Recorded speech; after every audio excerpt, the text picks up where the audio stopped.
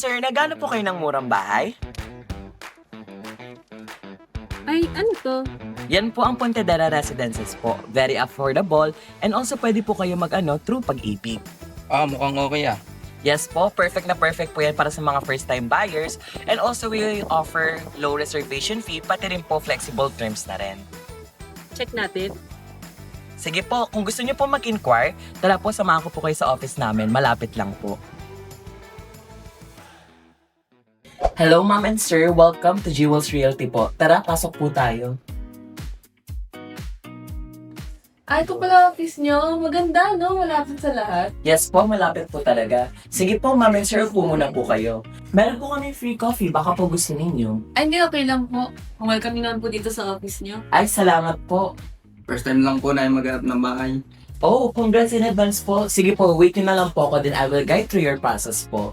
So here's the brochure po ni Pontedera Residences po. So to discuss more po, let's proceed sa desk na lang po para pag-usapan natin. So this is the Pontedera Residences po. So let's proceed po. So kung makikita nyo po, ito po yung vicinity map ni Pontedera Residences. So makikita nyo po dito, ito po yung mga landmarks na malapit kay Pontedera Residences.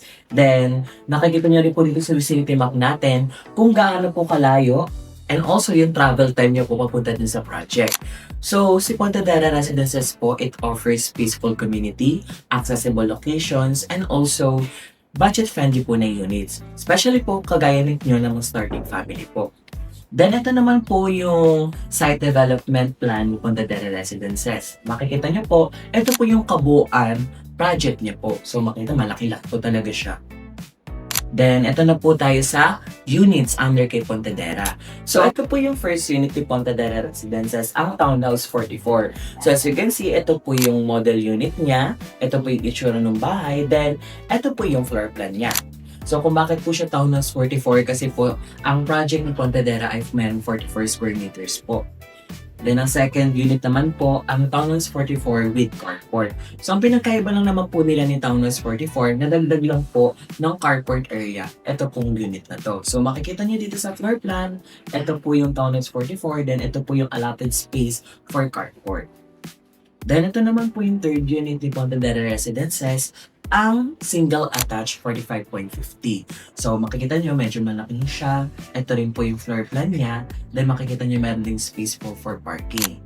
Then, lastly, ito naman po yung duplex 45.50 ni Pontedera. And ito na po yung pinakamalaki sa unit na binibenta ni Pontedera. Then, kung makikita nyo po, ito po ang floor plan niya.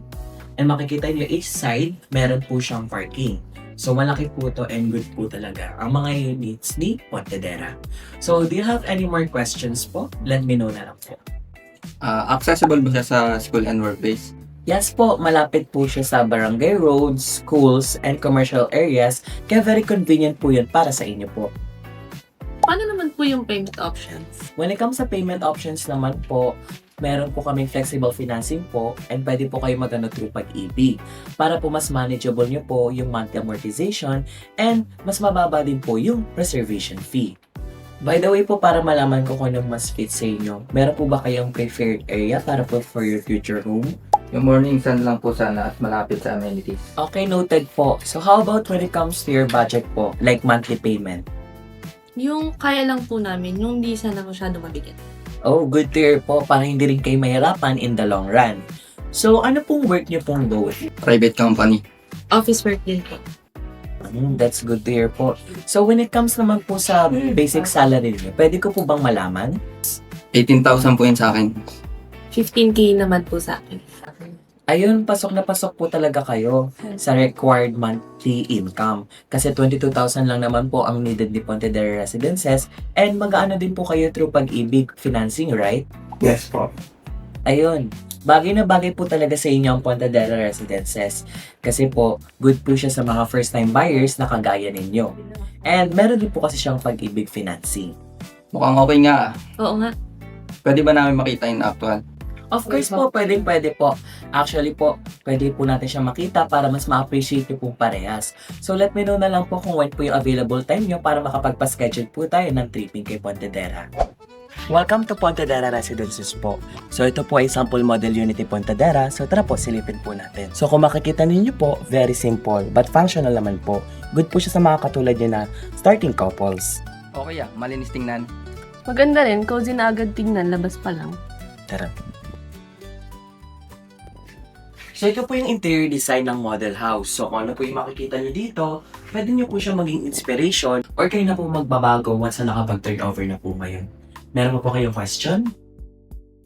Pwede na to for guest, no? Yes po, pwede po. Pwede nyo po ito ipa-customize or ipabago once na nakapag-turnover na po kayo dito. So kung ano po yung gusto nyo design, yun po yung masusunod. Ang ganda, no? Hindi siya masikip tignan. Yes po, tama po kayo dyan. Minamaximize po kasi dito kahit compact yung area. So, pag lumipad po kayo, comfortable pa rin po yung pagtira nyo. So, ito po yung kitchen area natin. So, makikita nyo, ito po yung interior design ng kitchen po.